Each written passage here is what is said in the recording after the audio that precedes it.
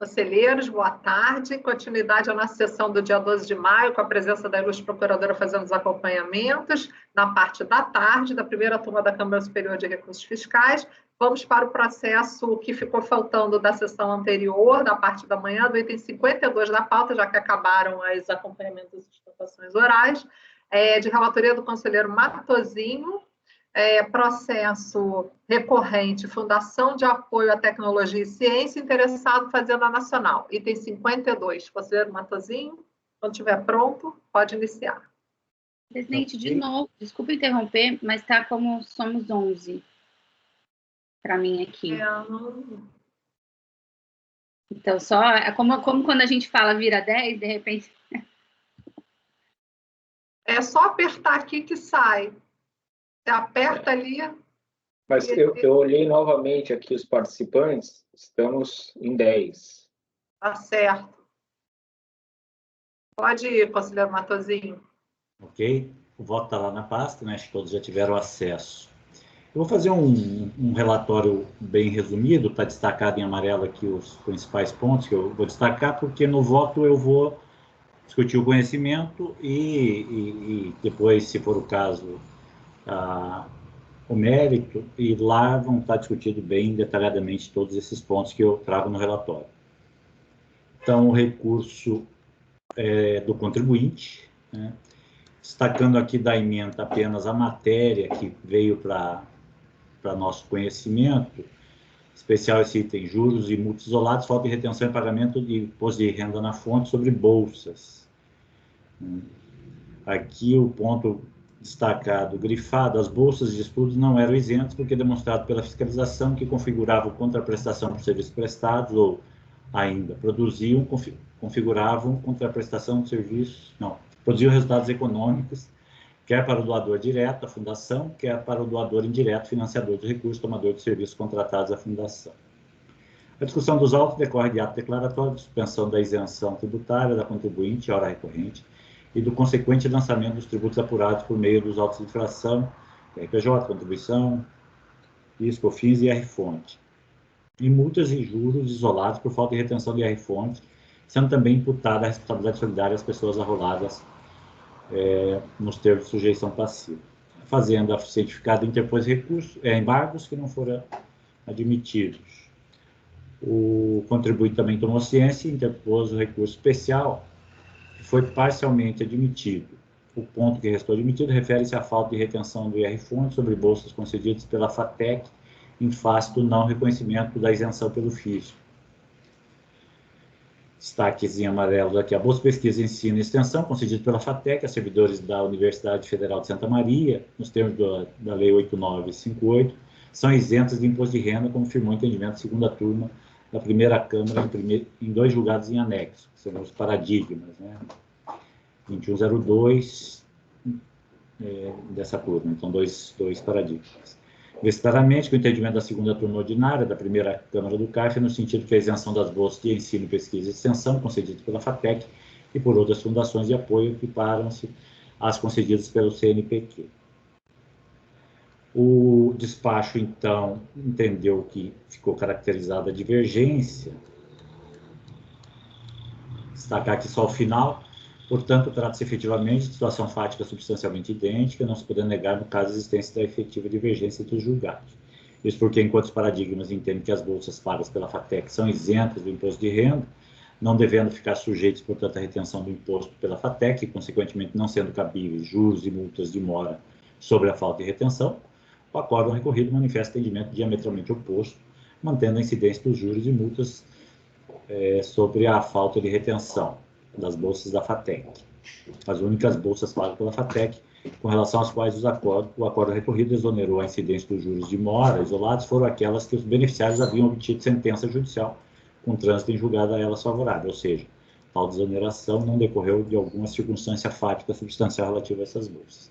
Então, teve 2 casos dentro desse lançamento que foram excluídos por decisão judicial, que é uma discussão judicial de não incidência do imposto. A PGFN apresentou contrarrazões, sustenta que as bolsas concedidas, analisadas no presente caso, têm nítido caráter de contraprestação de serviço, portanto, estão fora do alcance da isenção pretendida, de sorte que não merece reforma ao acórdão recorrido. Vamos lá para o voto. Em que pese os fundamentos apresentados no despacho de admissibilidade, proferido pelo presidente da segunda Câmara da primeira sessão, e o fato da adulta PGFN não ter contraditado a sua admissibilidade parcial, entendo que o recurso não pode ser conhecido. A matéria admitida pelo referido despacho consiste na falta de retenção do IR-fonte sobre bolsas concedidas pela FATEC, residindo a divergência no reconhecimento de que as bolsas teriam sido consideradas isentas pelos aportes paradigmas proferidos pela segunda turma da primeira Câmara da segunda sessão do CAD. O despacho de admissibilidade aponta um aspecto comum na discussão travada nos acordos recorridos e paradigmas, concernente ao fato de que os autuantes analisaram as situações e concluíram que as bolsas pagas não constituíam doação civil porque seus valores foram cotados no custo dos projetos sem ônus ao patrimônio da Universidade Federal da Santa Maria ou da FATEC, demonstrando a perda do caráter de liberalidade essencial à doação civil. Destaque-se ainda do despacho de admissibilidade, que os projetos da FATEC, neles mencionados, coincidem com projetos os quais foram identificados pela fiscalização no acordo recorrido como sendo serviços absolutamente comuns pagos por empresas interessadas nos resultados dos referidos projetos. Dentre os documentos acima apresentados, tem-se aqueles relativos, por exemplo, aos projetos 20.206, consultoria química e matriz de interesse fitossanitário, 95.211, análise de resíduos orgânicos e matriz de interesse industrial, projetos quais foram analisados no âmbito do segundo paradigma, para concluir que as bolsas relativas a esses projetos eram isentas de imposto. Entretanto, tais projetos, por terem sido tratados pela fiscalização como serviços comuns pagos por empresas interessadas nos resultados dos referidos projetos, enquanto dentre aqueles os quais a fiscalização considerou que as bolsas pagas não faziam jus à isenção do imposto de renda. Vou ler esses trechos que eu destaquei em negrito, que são os essenciais aí para a compreensão. Com efeito, a questão de direito tratada nesta parte do acordo recorrido coincide com a discutida nos acordos paradigmas, concernente à incidência ou não da norma legal de isenção de bolsa de estudos, pesquisa e extensão, sobre as importâncias pagas pela FATEC, sob tal denominação no âmbito dos projetos e contratos examinados pela fiscalização. Sob a ótica exclusiva da aplicação da legislação sobre a norma isentiva citada, não resta dúvida que restou caracterizada a divergência entre o acordo recorrido e os acordos paradigmas. Não obstante, entendo que as soluções distintas dadas aos litígios cotejados decorrem na essência da análise fática dos contratos firmados pela FATEC junto a outras empresas e instituições, incluindo a Universidade Federal de Santa Maria, e não da mera interpretação da aplicação da legislação aplicável em cada caso. Da legislação em cada caso. Aqui acima eu falei que estaria caracterizada a divergência em tese, né? Porque na verdade depois vocês vão ver que eu entendo que até há convergência no sentido de interpretação da legislação.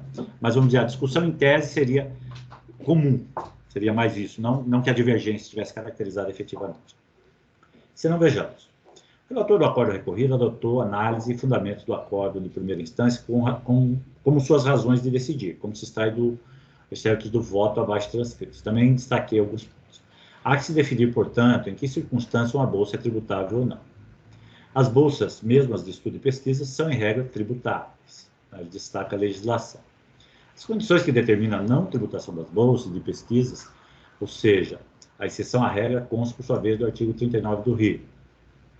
Então, ele destaca que a condição é que elas são isentas desde que os resultados dessas atividades não representem vantagem para o doador, nem importem contraprestação de serviços.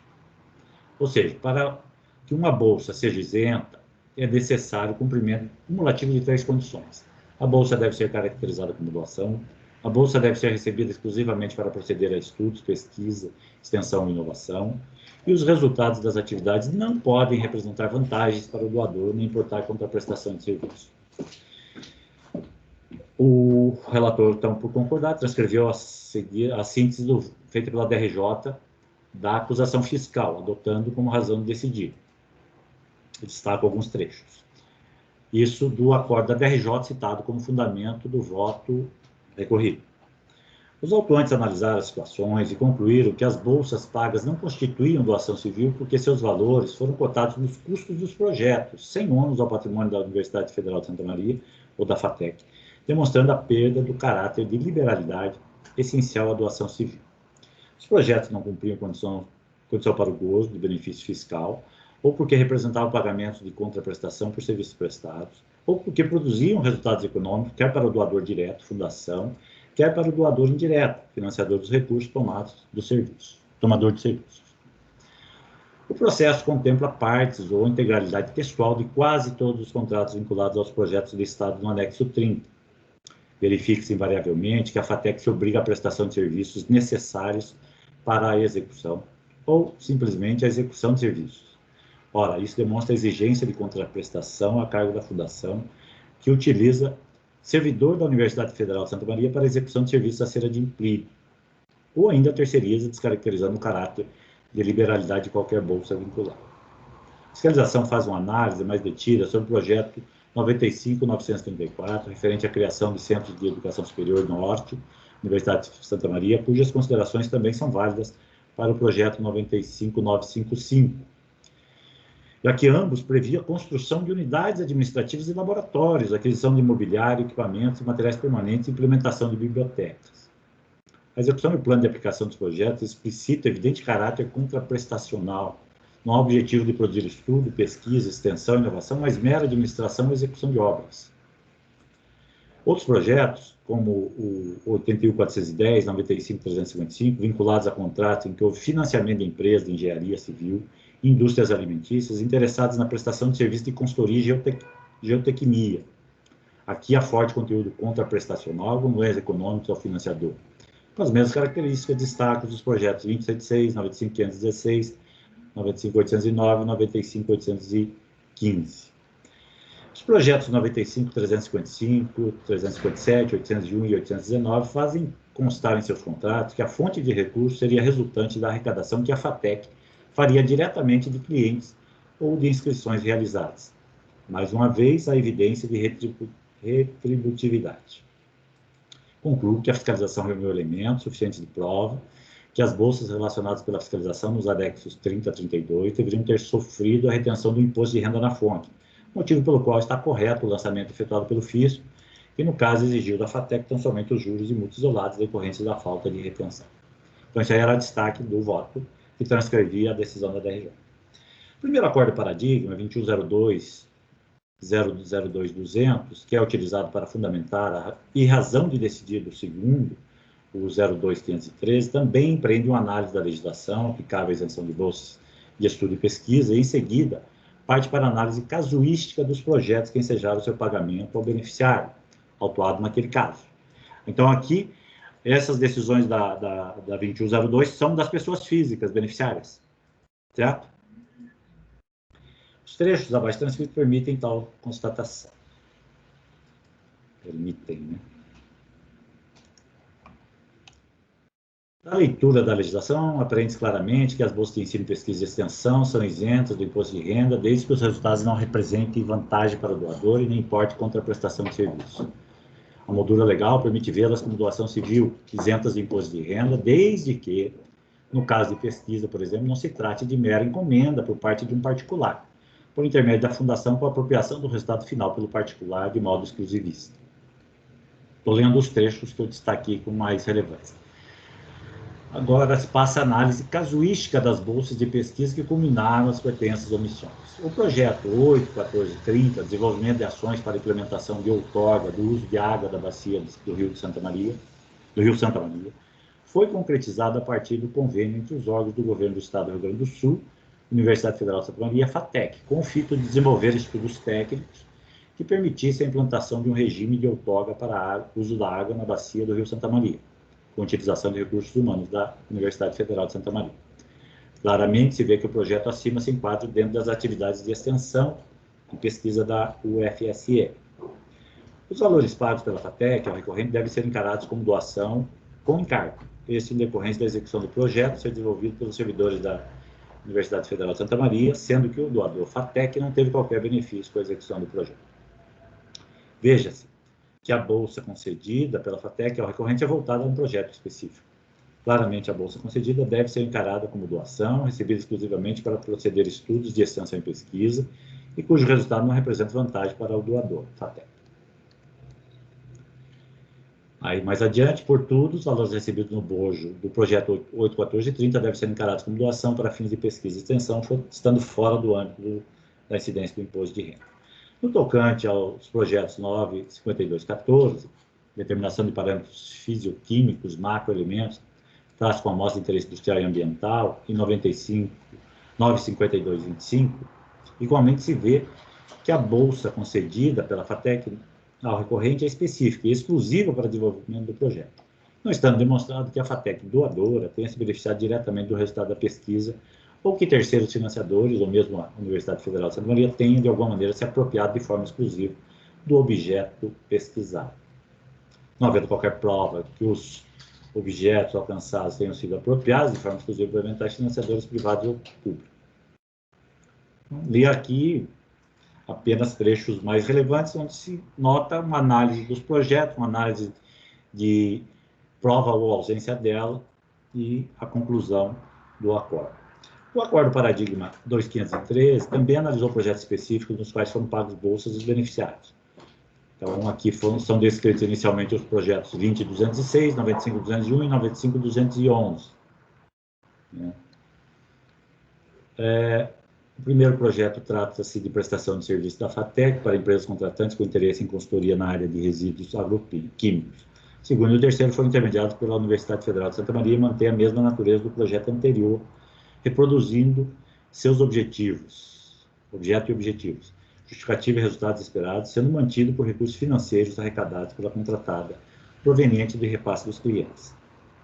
O segundo projeto, de acordo com o relatório citado, é a renovação do projeto anterior, expiraria em março de 2005 e tal.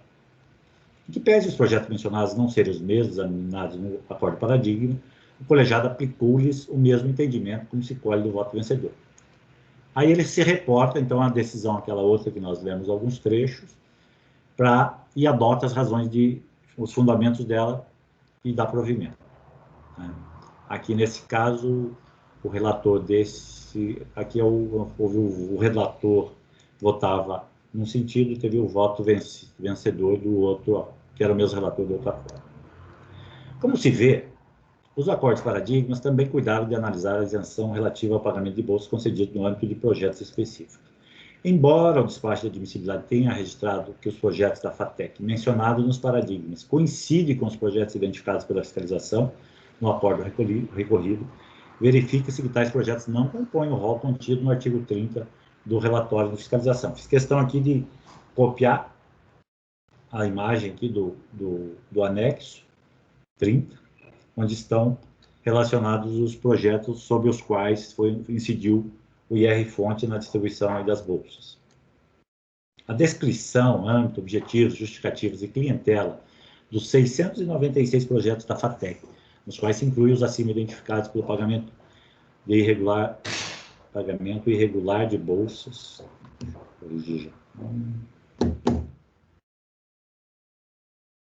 Sumiu o meu cursor, tem hora que ele desaparece. Regular de bolsas, ao abrigo da isenção do IR-fonte, está descrita no anexo 12 do relatório de fiscalização.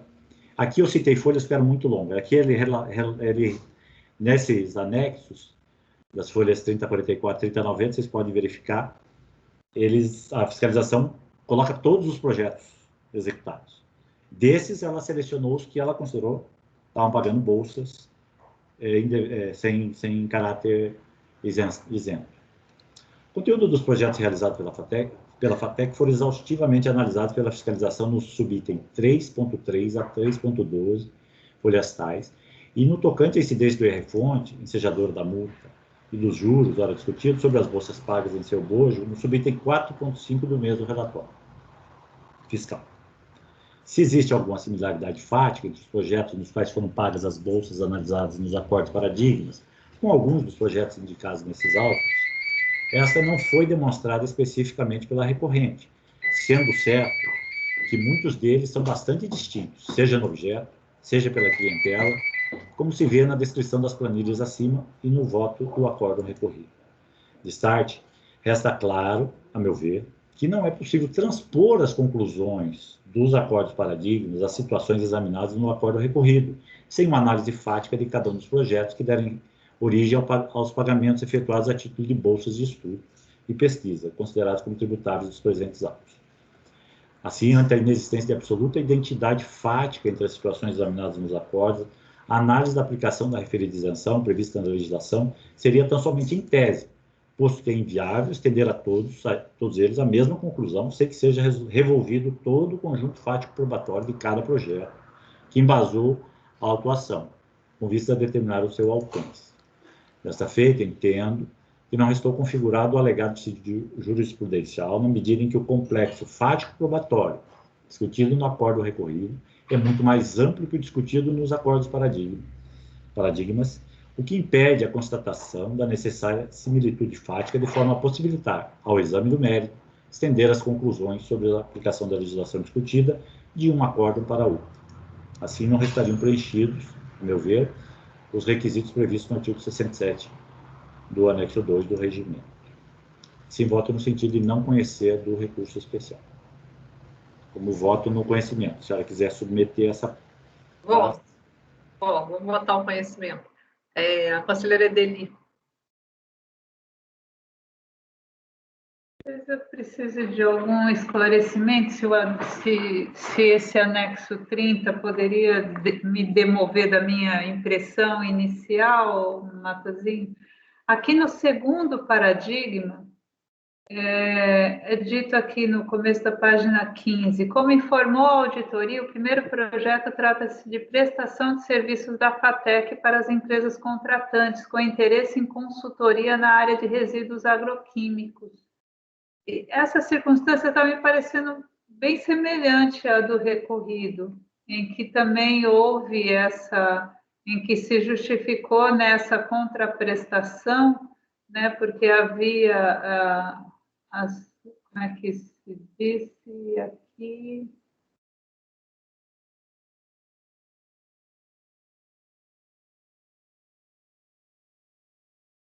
Projetos, aqui era... A contraprestação aqui não é para a FATEC, né, mas para a Universidade Federal do Pampa. E depois tem um outro, né? Mas, de qualquer jeito, fica me parecendo que o segundo paradigma considerou não tributável por ter sido pago pela FATEC a pesquisadores, mesmo tendo essa circunstância aqui do projeto reverter em favor da FATEC, que teria empresas interessadas nessa consultoria na área de resíduos agroquímicos. Então, está me parecendo que o segundo paradigma não se preocupa com a contraprestação para fins de estabelecer essa incidência. Agora, eu não compreendi bem essa referência ao anexo 30 do relatório da fiscalização. Isso pode ser um diferencial que prejudica essa minha conclusão de similitude? Sim, porque o que acontece? O anexo 30, ele elenca ali diversos projetos. De fato, eu até ressaltei, pode haver similitude, e há, em algum caso, mas o conjunto de projetos é muito mais amplo. Por exemplo, como é relatado ali no início, no acordo recorrido, por exemplo, é destacado no voto, a execução de projetos de criação de campus pela Universidade de Santa Maria era contratada pela FATEC e paga para servidores a execução desses projetos de execução civil, né, de instalação, compra de equipamentos, por exemplo, né? Esse caso dessas empresas eram projetos até mais vinculados a... Claro que ela tinha interesse, mas tinha exame de águas, ou aplicação de defensivos em campos de testes, algumas coisas assim. De fato, existe, né, em algum grau, interseção, né, de algumas discussões. Mas eu não consegui, pelo menos, e se vocês preferirem, até para ter uma compreensão melhor, quando eu for ao voto, vocês vão ver que eu vou ter que entrar no mérito dos projetos. Aí, se restar dúvida, de repente, se achar mais interessante, eu posso ler, a gente pode ir para o mérito e deixar para conhecer ou não a partir dessas conclusões do mérito. Aí vocês vão ver como é difícil transpor a conclusão de um para que é, né, dos casos isolados das pessoas físicas para o conjunto. Essa foi a minha dificuldade. E por isso eu entendi. Se preferirem, presidente, eu posso passar... Não, né? Vamos ouvir aqui a conselheira Lívia. Conselheira Lívia.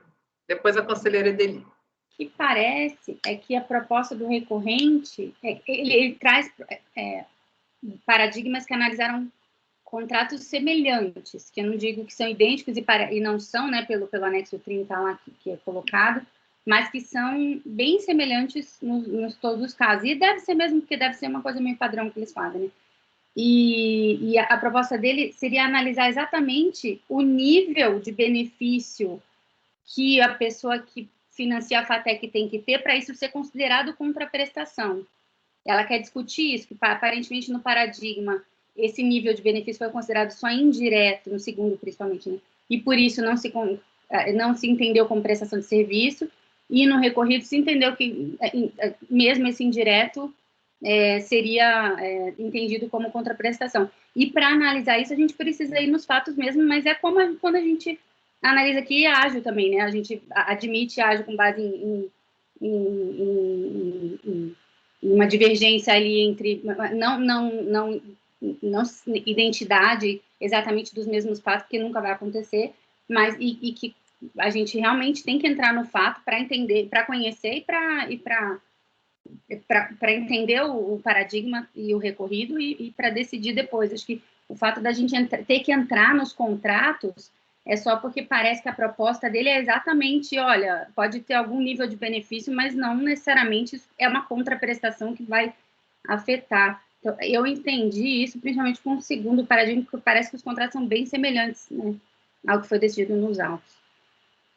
Conselheira Edeli.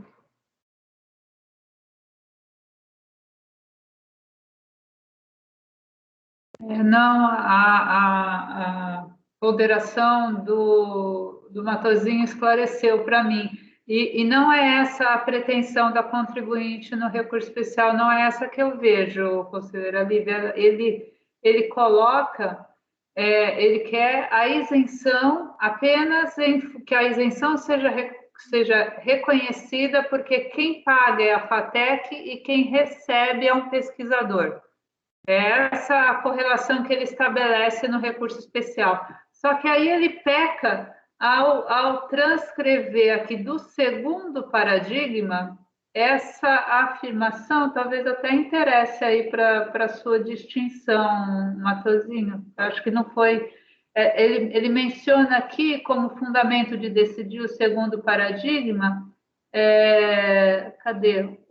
O mínimo de benefício econômico para a sociedade. Aqui, pesquisa científica e tecnológica aos pesquisadores, desde que a realização de estudos e pesquisas sejam disseminados à sociedade. Então, isso no segundo paradigma mata a hipótese do recorrido, né? Porque os projetos as bolsas que foram tributadas, entendidas como tributáveis no recorrido, são aquelas que se destinar a remunerar a contraprestação de serviços ali, materialização de serviços próprios em benefício da universidade, e não estudos e pesquisas que pudessem, além de beneficiar o financiador, eventualmente beneficiar a sociedade. Aqui o benefício é exclusivo da universidade, né? Por se tratar de serviços ali de engenharia, de consultoria, né? Então, aí eu vou concordar com o conselheiro Matosinho que a pretensão da contribuinte é ver o acórdão recorrido reformado tão só pelo reconhecimento da isenção, porque quem paga é a FATEC, quem recebe é um pesquisador, mas ela traz paradigmas nos quais se demonstra que os projetos eles têm benefício econômico para a sociedade, o que torna a situação situação fática distinta em ponto relevante do recorrido. Matosinho, pode falar. Na verdade, assim, alguns projetos têm similaridade, de fato, né? Assim, concordo com a doutora Lívia que, em alguns casos, se discute aqui dentro do recorrido e essa questão do benefício, né? A fazenda aponta aqui a existência de benefício para a FATEC, né? Que é considerado lá no acordo recorrido como pouco relevante, digamos. Mas tem casos, por exemplo, em contratos entre a FATEC e a Universidade Federal de Santa Maria, que isso não existe, mas o projeto é absolutamente, claramente, não destoa do conjunto, né? E não é apenas um projeto, tem vários projetos assim tomados entre a Universidade Federal de Santa Maria e a FATEC, que caracterizam contraprestação pura de serviço, né? Então, eu não consigo transpor o mesmo resultado, né, com o voto assistir. Se lermos o voto completo, vocês vão ver a dificuldade que é trazer uma conclusão de um para o outro. Conselheira Edelia, e vamos iniciar a votação do conhecimento. Vamos lá. Mas ainda que possa haver algum projeto de alguma similaridade de projeto, o fato é que a pretensão da contribuinte não é discutir a natureza desses projetos, é ver a isenção reconhecida tão só, mais uma vez, porque quem pagou a FATEC, porque quem recebeu foi um pesquisador, né? E ela não traz paradigmas que adotam essas premissas. Os paradigmas sempre analisam a natureza do projeto para ver se há caráter contraprestacional para definir se é tributável ou não. Então, da forma como ela erige a divergência, os paradigmas não se prestam a essa caracterização desse dissídio. Acompanho o relator. Ok. Conselheira Lívia, conhecimento. Realmente, o recurso, nessa parte, ele tem 2 páginas, né? É bem sucinto nisso. Acho que daria, se ela tivesse focado no ponto de... Porque o segundo paradigma, ele fala realmente, desde que as bolsas revertam para a sociedade. Se ela tivesse feito esse link aqui, talvez tentado falar que algum desses contratos dela revertem para a sociedade, apesar de beneficiar diretamente a universidade, enfim, daria para fazer esse link, mas eu não posso fazer isso por ela, né? Então, eu acompanho o relator no conhecimento, mas pelas conclusões, porque é muito mais específico. E também por um ponto, por uma fala ali que fala em identidade, inexistência de absoluta identidade fática, que eu entendo, talvez, eu não acho que tem que ter absoluta identidade fática, eu consigo ver. Eu tenho uma concepção um pouco mais ampla de conhecer, e na dúvida sempre conheço, porque acho que a divergência, se alguém acha que interpreta uma decisão de um jeito e ela pode ser interpretada desse jeito, a divergência já está caracterizada, então não acho que tem que ter absoluta identidade, mas então eu vou acompanhar o relator pelas conclusões para não conhecer, por exemplo. A conselheira Edeli quer falar mais alguma coisa? Pois não. Também pelas conclusões, porque também divido nesse ponto da identidade. Ok. Conselheiro Fernando, como vota? Presidente, eu não sei se o Matosinho exatamente quis dizer isso ou mais em relação ao caso, né? Ele quis enfatizar que não existe, né? Mas não sei se o Matosinho, só para evitar de eu também ter que acompanhar pelas conclusões, não sei. Presidente, eu posso retirar o absoluto aqui, talvez tenha sido uma fã ali, você vai escrevendo e às vezes, né, para enfatizar, mas o absoluto é absolutamente dispensável. É o identidade que é muito criticado, Matosinho, é o similitude. Posso substituir, então, nesse similitude. Eu acho que eu imaginei que era mais... Eu posso incorporar, talvez não tenha compreendido bem, Deli, mas eu posso incorporar essa questão que você ressaltou do foco do recorrente. Tá? Ok, conselheiro Fernando? Então, presidente, então acompanho integralmente. Ok. Conselheiro Dornelas? Acompanho a autoria, presidente. Conselheiro Alexandre? Também acompanho. Conselheiro Caio? com o relator. Eu também acompanho o relator, então foi negado Pode citar minhas conclusões, então, Andréia, por favor. Já botei, vou proclamar. Não, tirar. Ah, quer tirar? Tá. Retirar, porque o Matosinho vai ajustar o voto. Ok. Então, negado... Oi? Eu posso só perguntar para ele em que ponto do RE que você destacou essa... Aqui, quando... Tá aberto, tá. Quando a gente vem na folha 5703, ele vem afirmar as bolsas de ensino concedidas pela FATEC a servidores são isentas, como firmou as turmas. Então, ele está partindo dessa premissa absoluta. As bolsas são isentas. E aí, quando ele vai para os paradigmas, ele destaca o trecho do segundo, que já está na 5704, ele mesmo vem aqui e destaca, desde que a realização de estudos e pesquisas sejam disseminados à sociedade, sem que haja benefício econômico direto para a fundação ou para pessoas interpostas. Ele mesmo está mostrando que o paradigma tem condição para a bolsa ser isenta, né? Tá, eu vou destacar isso. Muito bem. Então, negado conhecimento por unanimidade, doutora Lívia pelas conclusões, certo? Acho que eu nem iria pelas conclusões. Também não vai, então... Vai ou não vai? Dou-lhe uma, dou-lhe duas? Retiro. Retiro. Então, negado conhecimento por unanimidade. Gente, vamos passar para o item 53 da pauta, de relatoria do conselheiro Alexandre, recorrente Hennings, vedações hidráulicas, ou Hennings, não sei, interessado Fazenda Nacional. Relator, quando estiver pronto, está com a palavra. Matosinho, quer falar ainda? Já encerrei. Tá.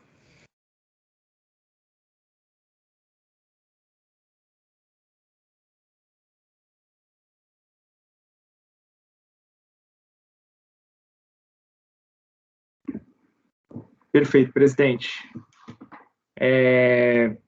Já está na pasta, já. Vou passar uma breve leitura aqui do relatório. Bom, na verdade, esse caso aqui eu vou até fazer um resumo, não vou ler o relatório não, porque agora eu lembrei dele, ele é mais simples do que a gente pode imaginar. Então, basicamente, é o recurso especial interposto pelo contribuinte, a Hennings Vedações Hidráulicas Limitadas, em face da decisão proferida no acórdão da 14.02.002.187 de 4 de maio de 2016, integrado pelos embargos, pelo despacho em embargos, mediante o qual, por unanimidade de votos, negou-se provimento ao recurso voluntário. Trago aqui a ementa. O litígio se refere à omissão de receitas em face da constatação de ocorrência em tese de operações simuladas de compra e venda de mercadorias entre a autuada e outra empresa, aqui especificamente. Ambas as empresas tinham o controle societário da Henning Administradoras S.A., todas administradas por Alberto Hennings, fato que, segundo a fiscalização, teria facilitado a ocorrência das operações simuladas. A autoridade julgadora de primeira instância julgou improcedente a impugnação. O colegiado da ACO negou o provimento ao recurso voluntário. Teve oposição de embargo de declaração, que foram admitidos. Resultou na prolação de um novo acórdão, mas sem efeitos infringentes. Cientificado aí do resultado do acórdão já de embargos, o contribuinte interpôs recurso especial, e aí ele arguiu uma série de divergências, para ser mais preciso, 7 divergências.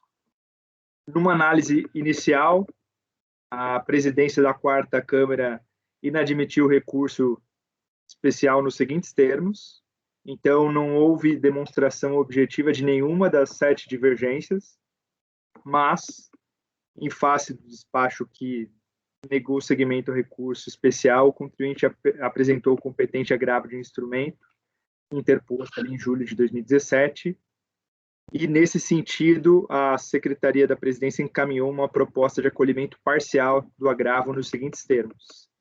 E aí, com relação àqueles 7 termos, somente uma questão foi acolhida para recurso especial, que é a que está voltando, que diz respeito a... Deixa eu só pular aqui, que aqui eu acabei colocando todas as partes, mas diz respeito à dedução de tributos da base de cálculo do IRPJ e da CSLL. Então, essa é a única questão que foi admitida aqui no recurso especial.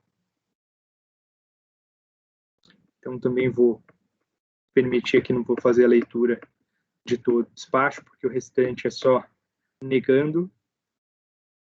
Então, após a análise integral do agravo, a presidência da Câmara Superior acolheu o agravo parcialmente, só com relação exatamente à matéria dedução de tributos, PIS e COFINS da base de cálculo do RPJ e da CSLL. E, dado adicional aqui, concomitantemente com o agravo, o contribuinte protocolizou desistência parcial de recurso formalizado nos autos em epígrafe em virtude do PERT. E aí, aqui eu trago ela trouxe mais de uma petição, né? E trago um trecho aqui da petição no qual o contribuinte vai dizer que ele apresentou pedido de desistência do seu agravo em relação aos débitos incluídos no PERT, e ele vai dizer exatamente: todavia, apesar do contribuinte ter desistido no item 3 ali, né, daquela petição que eu trago aqui à baila, ter desistido e renunciado parcialmente do seu agravo, o referido despacho promoveu análise de todas as matérias nele tratadas. Com isso, o referido despacho acolheu parcialmente o agravo para dar seguimento ao recurso especial relativamente à matéria de dedução de tributos. Conforme se infere do pedido de desistência, seu agravo prosseguiria especificamente em relação à inversão de sinais pela RV na exclusão das devoluções. No tocante a esse ponto, continuaria a discussão tanto quanto ao seu mérito, quanto sobre aspectos relacionados à dedutibilidade, apuração e a nulidade dos acórdãos dos despachos escorridos, ou seja, a parte acolhida em comento foi objeto de desistência ou renúncia. Assim, não é possível prosseguimento do julgamento com relação ao recurso especial. Essa é a peça do próprio recorrente. Então, a recorrente indicou a sua desistência no que tangencia a matéria conhecida. Intimada da admissibilidade parcial do recurso, a Procuradoria apresentou contra-razões ainda assim, no que diz respeito no tocante ao mérito. Esse é o relatório, presidente. Passando já ao voto, então, o regimento interno do CARF, no seu artigo 78, ele vai dizer que em qualquer fase processual o recorrente pode desistir do recurso. E no parágrafo 2º, especificamente, vai tratar do pedido de parcelamento, né? Então, nos termos do artigo 78, o pedido de parcelamento implica em renúncia ao direito sobre o qual se funda a ação. No presente caso, o recorrente é explícito em afirmar sua desistência no que se refere a toda a parcela do recurso especial admitida, assim não se deve conhecer do mesmo. Por todo exposto, voto por não conhecer do recurso especial do contribuinte. Aqui vale lembrar que o parcelamento não foi de todo o débito, né? Foi parcial, mas ele diz que da parcela que foi admitida no recurso especial foi totalmente desistido. E aqui embaixo, né, de qualquer maneira, eu havia feito análise com relação tanto ao conhecimento quanto com relação ao mérito também. É como voto, presidente. Ok. Conselheira executiva pronta.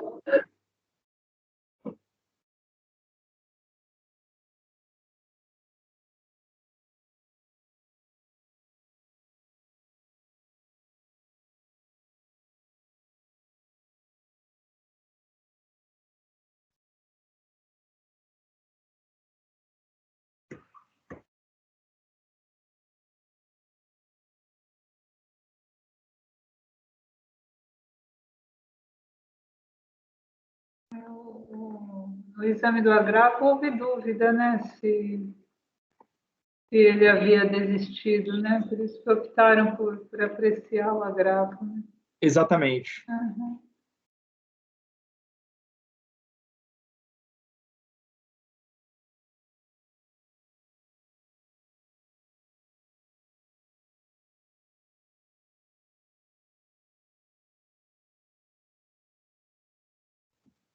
Como não fica inequívoco, né, a desistência, ele afirma, né, mas não tem ali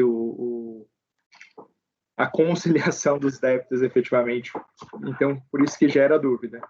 Não, e mais que isso, eu estou olhando aqui, acho que você não transcreveu o parágrafo, acho que é o 3º parágrafo do despacho de agravo, onde o Wilson relata que ele devolveu para para a DRF Blumenau e ela não fez a distinção. Então, né, nesse contexto, preventivamente, ele fez a análise. Ele fala que... Acho que você não transcreveu, não, né? Não transcrevi esse trecho. É o quarto parágrafo do despacho de agravo. Ele diz que o contribuinte ele menciona a desistência parcial e que, por isso, mandou para a unidade de origem para análise e processamento da petição de desistência, e o pedido de desistência foi protocolado junto com o agravo. Ele menciona suposto erro, esses erros que você mencionou, mas o Wilson ficou em dúvida se esses erros corresponderiam, porque ele fala aqui, argumentar que a discussão deve continuar tanto quanto ao seu mérito, quanto sobre os aspectos relacionados à dedutibilidade, apuração e à nulidade de acordo nos despachos recorridos. Então, ele fez uma petição bem confusa e aí o Wilson entendeu que a renúncia era inócua, já que ele aparentemente não alcançava, a renúncia parcial não alcançava esses valores. E agora... E depois, ao tomar conhecimento do segmento parcial, ele insiste na renúncia parcial, né? Então, acho que se não que a renúncia parcial alcança só esse valor, né? Se não por aquela, então por essa específica aqui, eu acho que a desistência resta caracterizada, né? E aí é de se negar conhecimento. Acompanho. Matosinho, desculpa, Matosinho pediu. Pode falar. Confirmar assim, porque ele é textual, né? Ele diz, inclusive, explicitamente qual é a divergência que ele está desistindo, que foi admitida a dedução do tributo, PIS/COFINS da base de cálculo. Então, acho que assim, está bem... A partir da última petição, né? Isso. Na última petição, sim. A partir da última petição, isso é o que eu concordo, que a partir da última petição ficou claro que ele está desistindo, que ele desistiu mesmo. Né? Se ele desistiu a tempo de PERT ou não, são outros 500, mas que ele desistiu do que foi admitido, isso ele declarou expressamente aqui. Né? Então, acompanho o relator. Deixa eu só ver aqui. Vou acompanhar pelas conclusões, porque essa frase, nos termos 78, o pedido de parcelamento implica renúncia ao direito, pode dar a entender que ele já tinha renunciado antes, e eu tenho dúvida quanto a isso, pelos termos da renúncia anterior. Se você preferir, eu posso ajustar aqui também, não tem problema. Porque eu acho que eu não tenho dúvida que ele está desistindo a partir da última petição. Agora, a anterior havia dúvida e isso pode ser determinante para incluir ou não o valor no PERT. Então, a delegacia que faça esse juízo. Eu acho que aqui para nós basta essa última renúncia. Então, eu posso, só a título de ilustração, para deixar de forma mais expressa, pontuar que na última petição, inclusive, ele coloca de forma expressa nas folhas tais, que se refere à desistência, né? Exatamente a dedução da base de cálculo, dedução de PIS e COFINS da base de cálculo do RPJ e da CSLL. Então, vou colocar. Eu acho assim mais tranquilo e acompanho o relator. Ok. Conselheira Lívia, acompanha, então tira as conclusões, né? Tá. Conselheira Lívia, como vota? Está claro no relatório, a minha sugestão era exatamente transpor essa frase. Assim, a recorrente indicou a desistência no que tangencia a matéria conhecida para o voto, para dizer, eu não conheço porque ela desistiu. Se ela parcelou ou não, é consequência, mas a gente está votando que ela desistiu. E aí, porque vincular o parcelamento pode dar a entender que o que não tiver parcelado pode não estar desistido, enfim, que não é o caso, né? Então, também com o relator. Ok. Conselheiro Fernando. Com o relator, presidente. Conselheiro Dornelas. Voto com o relator também, presidente. Conselheiro Matosinho. Eu também voto, presidente. Eu só sugeriria ali ao Alexandre que você tinha até posto em negrito o pedido de parcelamento. Destaca o parágrafo primeiro e deixa o segundo aí, para mostrar que a desistência era manifestada. Ele manifesta a opção, né, nos autos. Eu acho que é só essa sugestão. Conselheiro Caio. Com o relator. Eu também, então, negado conhecimento por unanimidade. Ok? Já fechei, Oi? mas se tiver na ementa também, alterar, se tiver parcelamento na ementa, também alterar a ementa, só pedido de parcelamento, então tirar aqui, né? Sim, sim. Não, acho que essa dica do Matosinho foi essencial. Aí eu vou mudar o foco para desistência ao invés do parcelamento. Ótimo. Aí já fica perfeito. Ótimo, obrigada, Alexandre. Vamos para o item 55 da pauta, de relatoria da conselheira Edeli, Banco Mizuho do Brasil, S.A., interessado em Fazenda Nacional. Acelerada agora. Já está na pasta. E dentro daquele lote de coisas que eu nunca vi, aí vem mais um. Aquele lote que você pega, esse não dá para colocar em nenhum. Então bota tudo aqui. É o tipo casareio, né? Não sorteio. Vamos lá. Aqui tem um resuminho. Contribuinte provisionou perdas de cliente inadimplente e adicionou a provisão. Posteriormente, possivelmente considerou essa perda dedutível. Eu infiro isso. Teria se cumprido a hipótese legal do artigo 9 para ele considerar dedutível. Mas depois disso houve um acordo com o cliente em execução judicial. Então, ele recebe de novo o direito de receber esses valores. E oferece esses créditos à tributação no momento que recebe. A fiscalização exigiu o reconhecimento da receita no momento do fechamento do acordo judicial. É essa a discussão. Inclusive pelo valor total do acordo, desconsiderando o desconto que teria sido praticado por mera liberalidade. Então, lança a postergação e a parcela não oferecida à tributação. E admitir a divergência com base no paradigma 101.95285, que a Procuradoria defende o reconhecimento se dê na data do acordo judicial, regime de competência e não de caixa. Então, por óbvio, a primeira coisa que a gente pergunta na circunstância dessa, diga, Caio. Caio, levanta a mão, presidente. Caio, pode falar. Não tem como encaixar essa matéria na súmula? Vamos lá, Edeli. Hein? Eu estou tentando ajudar. Não, já está feito, cara. Eu até pensei pelo desconto, quando eu vi o desconto, mas tem a questão da postergação, então não resolveria.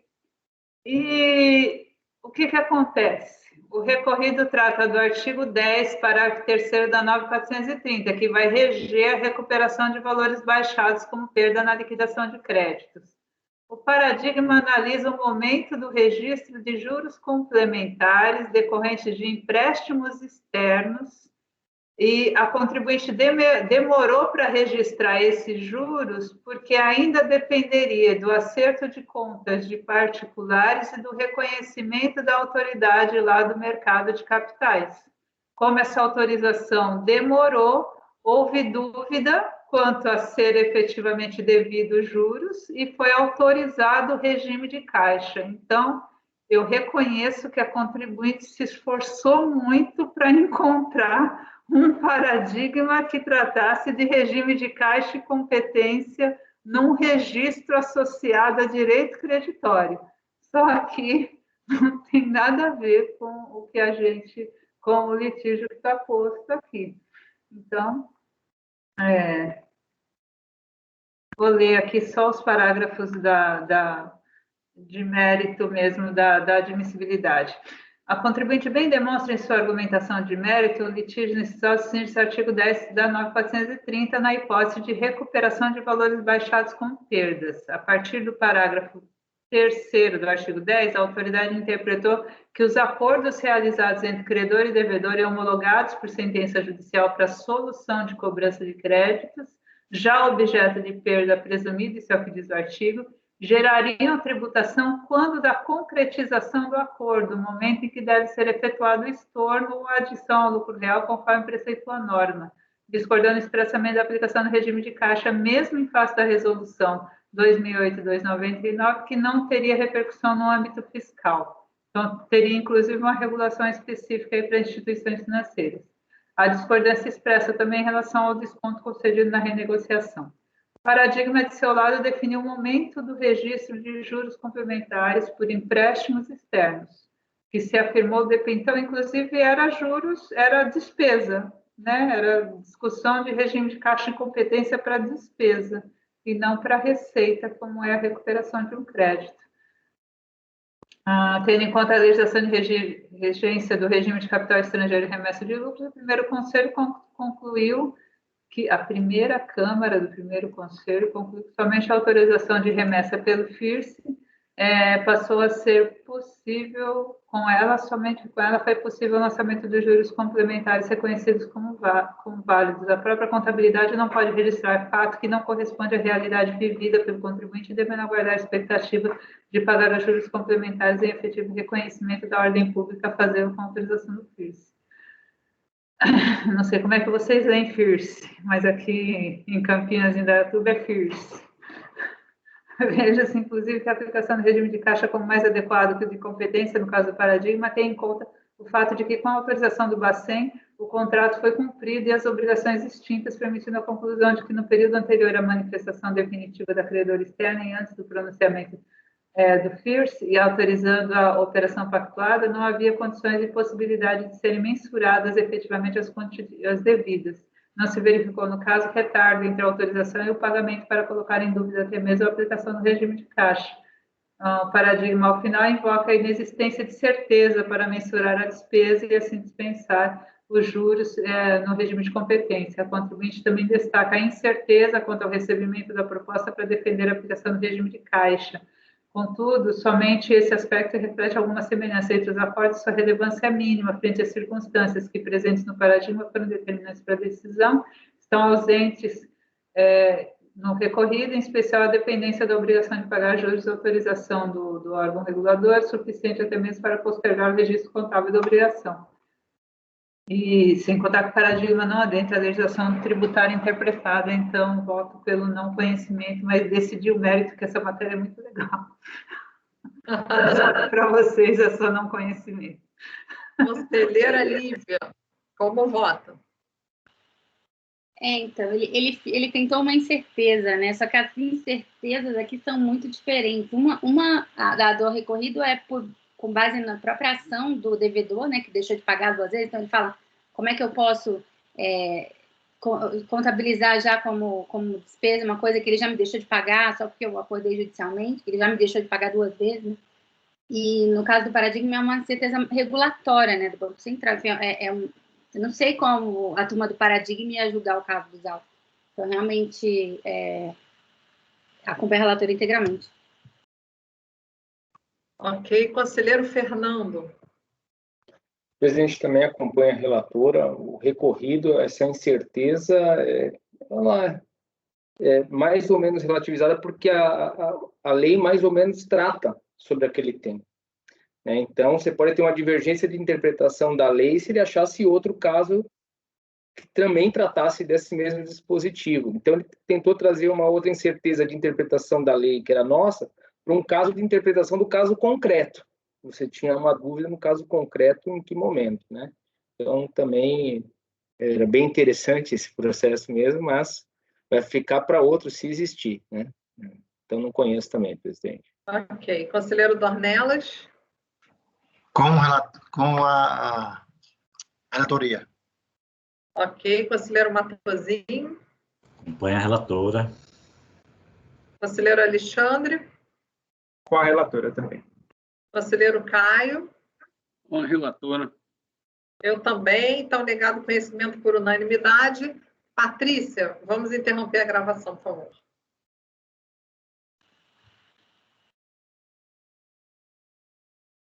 Gravação interrompida.